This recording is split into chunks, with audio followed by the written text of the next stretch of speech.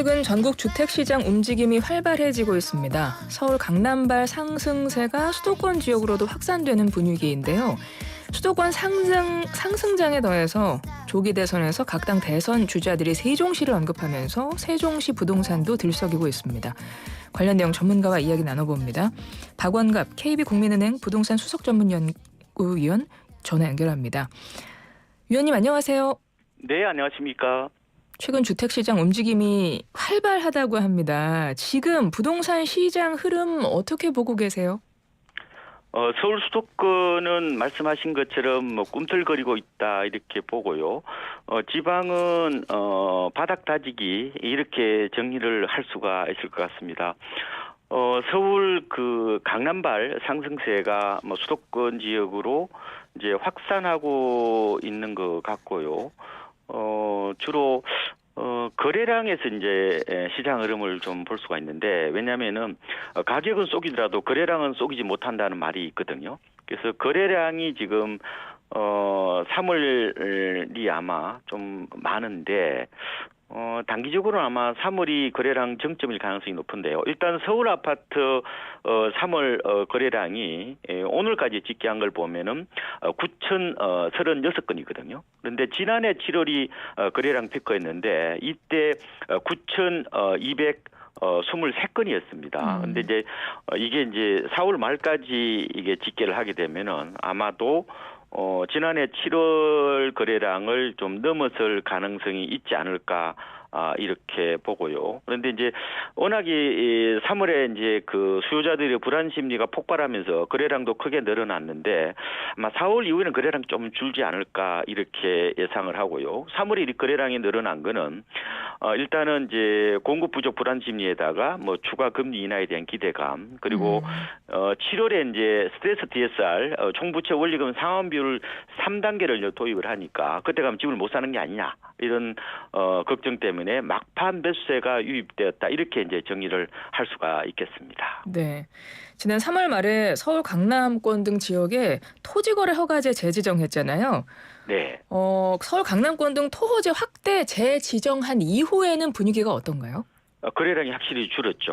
숨고르기 가능성이 있다고 보면 되고요. 막판에 이제 토지 이제 재지정을 앞두고 고가 거래가 많았거든요. 네. 근데 이게 지금 약간 단기적으로 피크라고 보면 돼요.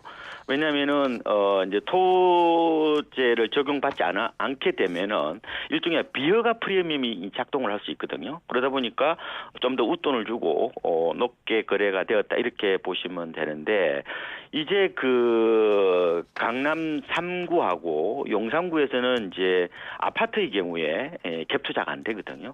그래서 그동안에 국토교통부 자료를 보면은 강남 3구의 갭 투자 비율이 지난 2월 기준으로 보면은 이게 4% 가까이가 됩니다. 그럼 이게 이제 안 된다는 거잖아요.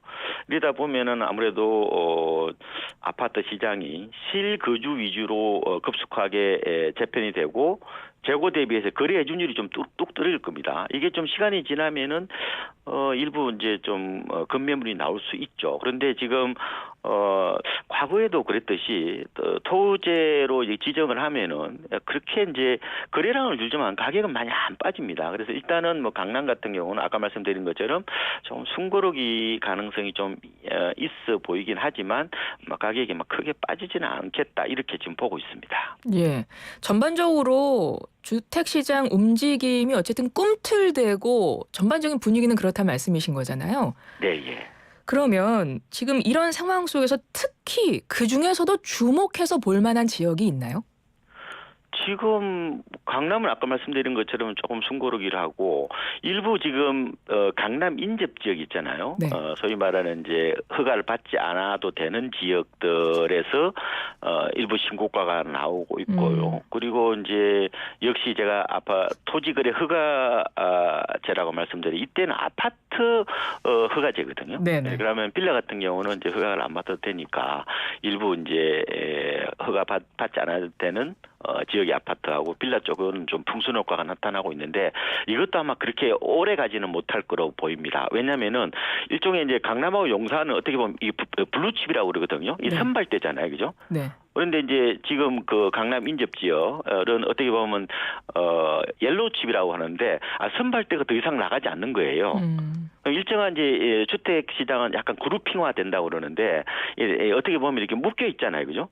그런데 선발대가 못 나오면 후발대가 계속 치고 갈 수는 없잖아요, 그죠? 네. 그러다 보니까 아마 나머지 지역들도 아마 거래가 조금 줄어들 가능성이 있지 않을까 이렇게 이제 예상을 해보고 있습니다. 세종시 같은 경우는 굉장히 장기간 하락세가 이어지다가 네. 한 1년 5개월 만에 상승 전환했다고 하더라고요. 근데 요즘에 조기 대선 확정 이후에 각 당 대선 주자들이 세종시 언급하고 있거든요. 네. 뭐 그런 영향이 있다고 보세요? 아무래도 이제 기대감이 크게 이제 작용을 하고 있다 이렇게 보면 되고요. 근데 전세는 기본적으로 실수요잖아요. 네. 그런데 매매는 미래가 어떻게 될 것인지에 대한 기대감이 지금 시세에 반영되는 어떤 특성이 있습니다. 그래서 지금 아무래도 이제 그 매물이 좀 줄어드는 것 같아요. 그러니까 지금 안 파는군요, 집을. 그렇죠. 집주인이 그러니까 이제 매물을 걷어들이는 거죠. 그래서 확실히 지금 뭐 부동산 그 통계 그 업체들 얘기를 보면은 매매든 뭐 전세든 좀 거래가 다른 지역보다 좀 더 줄어들고 있다 이렇게 보면 되고 이게 이제 집주인들이 이렇게 기대감이 좀 굉장히 부풀어 있다 이렇게 보면 되고 매수자들은 거기 좀 못 따라가겠죠, 그죠? 그러다 보니까 약간 거래는 그렇게 활발하지는 않지만 어쨌든 시세를 보면은 아무래도 매도 호가 이게 영향을 좀 미치거든요. 네. 그러다 보니까 뭐 세종시가 약간 다른 지역에 비해서 뭐 특히 지방 다른 지역에 비해서 조금 온기를 띠는 뭐 그런 상황이다 이렇게 말씀을 할 수가 있을 것 같습니다. 근데 보면은 이런 선거철마다 세종시 같은 경우는 좀 부동산이 좀 이렇게 들썩들썩했던 것 같은데 우리 부동산 시장에서 유독 세종시가 좀 정치적 이슈에 민감한 지역이 맞죠? 그렇죠. 이걸 이제 정치 테마주 이런 얘기도 하거든요. 네. 부동산의 정치 테마주. 이것처럼 이제 굉장히 부침이 좀 심하다. 주로 이제 선거 때가 되면은 뭐 가령 정부 부처라든지 뭐 대통령실이라든지 뭐 공공기관 뭐 이전 이런 기대감이 좀 이렇게 나오는 경우가 많더라고요. 이때마다 이제 좀 더 집값이 들썩이는 이런 모습들이 이제 반복되고 있다. 이렇게도 이제 볼 수가 있을 것 같습니다. 과거에 노무현 전 대통령 시기 때도 행정수도 이전 그 이슈가 있었기 때문에 그때 부동산, 세종의 부동산이 크게 주목받았던 적이 있잖아요. 네. 그럼 그때랑 비교했을 때 이번에 지금 조기 대선 국면에 들어선 지금의 어떤 좀 시세를 보시거나 움직임을 보면 좀 차이가 느껴지세요? 그렇죠. 그때는 토지였죠. 지금은 이제 아파트다 이렇게 보시면 될 것 같습니다. 저희들이 이제 KB 부동산의 세종시 아파트 통계가요. 2013년 5월부터 나옵니다. 이게 이제 박근혜 정부 때죠. 네. 그러니까 노무현 정부 때는 제가 봤을 때 두 종류의 투기와의 전쟁을 벌였어요. 하나는 이제 버블 세븐이라고 잘 아시지 않습니까? 뭐 강남을 비롯한 이 주로 뭐 분당 이런 데들 주로 재건축 아파트의 어떤 그런 투기 광풍으로부터 어떤 차단하는 이 전쟁을 하나 벌였고요. 또 하나는 땅 투기 전략, 땅 투기 전쟁이라고 보면 돼요. 당시에 이제 수도권을 넘어서 충청도까지 엄청나게 이제 땅 투기가 극성을 벌였기 때문에 이러다 보니까 이제 세종시와 그 충청권 뭐 이런 심지어 뭐 이런 전남 뭐 이런 경남 이런 데도 토지 투기가 이제 굉장히 극성을 부리는데 이 투기를 막느니라고 굉장히 힘든 어떤 시기를 보냈다 이렇게 보시면 되고 지금은 세종시에 뭐 땅 사러 가는 사람 거의 없잖아요. 그러니까 약간 부동산 투자 패턴도 좀 달라진 것도 있고요. 그다음에 이제 지금 주택 시장의 핵심 수요층이 바로 MZ 세대입니다. 이 MZ 세대는 아파트와 부동산을 동일시하는 세대이기 때문에 아무래도 아파트를 편식하는 어떤 그런 경향들이 강합니다. 그러니까 이제 그때하고 지금하고 뭐 어떻게 비슷하게 볼 수도 있고 다르게 볼 수도 있는데 가장 큰 트렌드는 그때는 땅을 살라고 그랬지만 지금은 아파트 살라고 그런다. 이게 결국은 부동산 어떤 통계로도 좀 드러난다 이렇게 보시면 될 것 같고요. 근데 지금 세종시를 이제 볼 때에 저 아파트로 제가 이제 말씀을 드린 이게 이제 한국 부동산은 실거래가를 보면 대충 나옵니다. 네. 근데 지금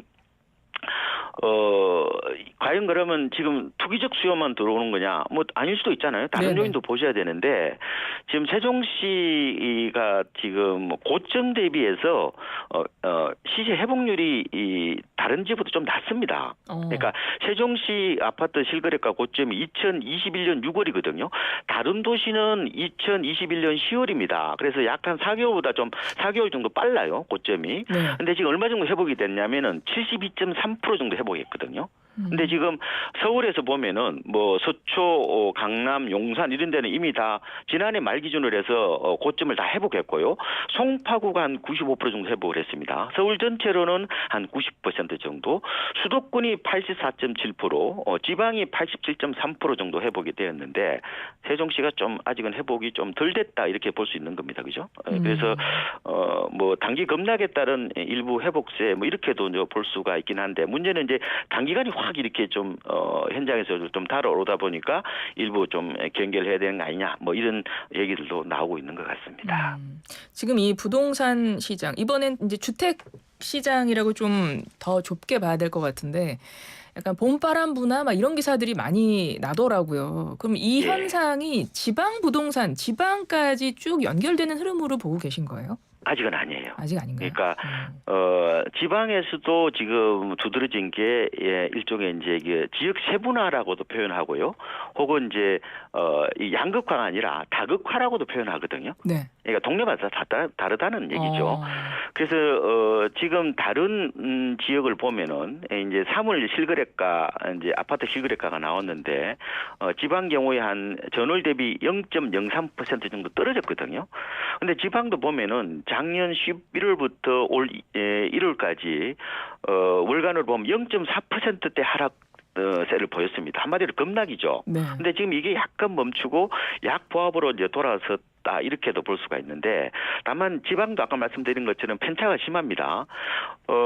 지금 지역적으로 보면요. 3월에 광주가 올랐고요. 0.13%, 대전이 한 1% 정도 올랐고 울산이 한 2% 정도 올랐습니다. 하지만 지금 부산하고 대구는 오히려 떨어졌습니다. 근데 지금 울산 같은 경우는 조선하고 이제 자동차 경기가 좋지 않습니까? 그러다 보니까 지난해 다 1.4% 올랐거든요. 네. 나머지 지역은 다 빠졌어요. 그래서 지방도 지금 굉장히 어떻게 보면은 편차가 좀 심하고 온도차가 좀 심한 어떤 그런 모습들이 좀 나타나고 있는데 제가 봤을 때는 지방은 아까 말씀드린 것처럼 좀 바닥을 다지면서 매물을 소화하는 과정이기 때문에 하반기는 지금보다 약간 좀 낫지 않을까 이런 생각을 해보고 있는데 물론 이제 뭐 지방의 시장이 갑자기 좋아지겠습니까? 뭐 미분양의 전체 미분양이 지금 80% 정도 되고 또 젊은 층이 자꾸 유출이 되는 그런 측면이 있긴 하지만 지방도 지금 공급량이 좀 줄고 있거든요. 네. 그리고 이제 지방은 집값이 싸기 때문에 이제 대출 규제보다 금리 인하에